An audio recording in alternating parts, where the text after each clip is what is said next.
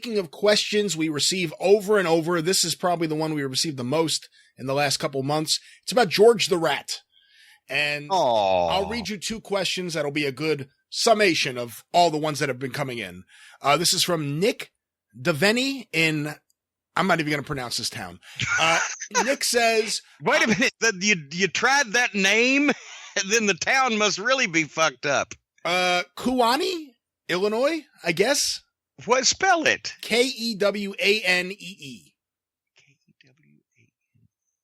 Kewanee. Well, yeah. That'll work. That'll work. All right.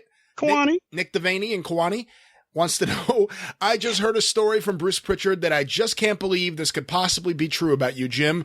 Did you once spend over $1,000 on surgery for a pet rat? I mean, a dog or a cat I could see possible justification, but for a rat? Please say it isn't so. And the second question I'll ask with this is from Philip Stokes in Pontypool, Wales, UK. Oh, for God's sake. I just heard a clip from Bruce Pritchard about your pet rat, George. He tells the story of you paying $1,100 on vet bills and you later keeping the rat in the freezer and missing 6 weeks of work. Any truth to this? All right. Well, there is some truth in there, but and by the way, now a dog or a cat, but George was a lovely thing. George was my pet rat, me and my ex-wife, and we had him in Tennessee. And when we moved to Connecticut, obviously George's part of the family, so we took George. And George had a huge 50-gallon fish tank that he lived in. When we didn't just let him run around the house because he might get into all kind of mischief or hurt himself or whatever. But he had a big 50-gallon fish tank with a variety of, habitat areas, and things and exercise things that he lived in. But then also he loved to just hang out with you. He'd sit on the couch with you and watch TV, sit on your shoulder and watch TV. When we took him on trips, he'd like to sleep. As a matter of fact, we went to a hotel in Virginia on the way up to a WWF TV taping once and took George. And during the night, he chewed little holes in the sheet in the bed. And because he liked to do that type of thing. And I want you to know that a year later, we went to the same hotel and checked in. And when we got in the goddamn bed, there was George's little fucking holes that he had chewed in the sheet that we recognized. No way. What are the chances? I'm telling you. I'm just fucking telling you that happened. And if I'm lying, I'm flying and my feet ain't left the ground. Anyway, and George, he was a cuddly little thing. We didn't just find him in the wild. We got him at a pet shop. And he was the rat that starred in the Mankind vignettes when he was in the basement.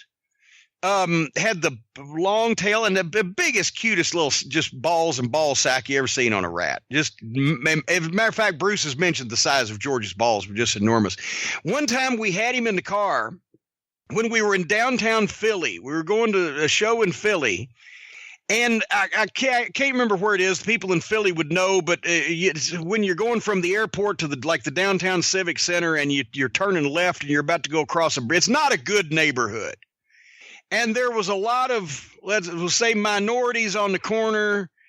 There was, it looked like they may be just harassing cars or they may be just asking for some money or whatever. But I'll have you know that if you pull up to a stoplight in inner city Philadelphia and your car gets surrounded and you hold up a big, giant rat, black rat with huge balls, those people will leave you the fuck alone. They will leave you the fuck. So anyway, and George, when we went to, as a matter of fact, and this Bruce played some responsibility in this, so at least I think it's nice that he's keeping the memory of George alive because George was a great little thing, and he was just so what's the word I'm searching for?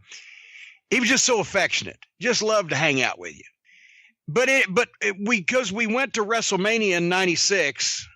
Out in California, and then we went to Bruce's wedding. We were gone a couple extra days, and we left plenty of food and water in George's habitat back in Connecticut.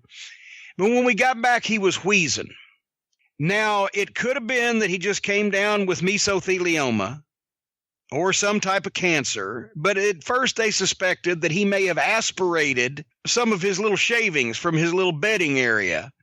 But he was wheezing. When we got back, we left him alone, and when we shouldn't have left him alone. We should have paid better attention to him. When we got back, he was wheezing, and we took him to the vet, and they said they needed to perform surgery because it was a pulmonary thing in his lungs, and it was $1,100. But he was a member of the family, and he was a lovely little thing, and he'd always been just gorgeous and beautiful to us, and had never turned on us, never been angry or growled or bit or whatever.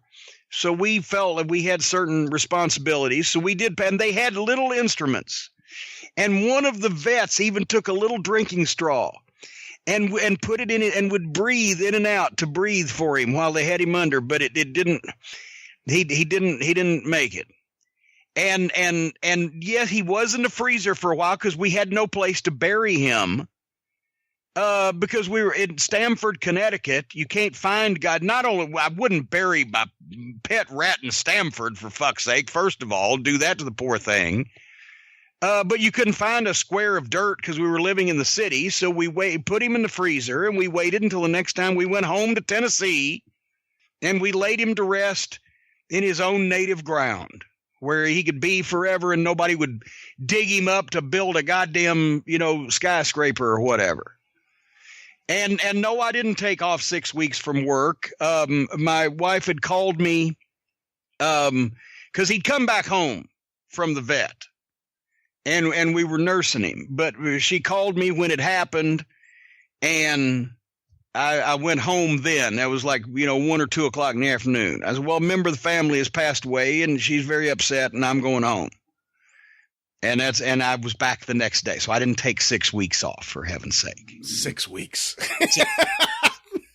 But Bruce is known for his wrestler exaggeration. Yeah, maybe a little bit.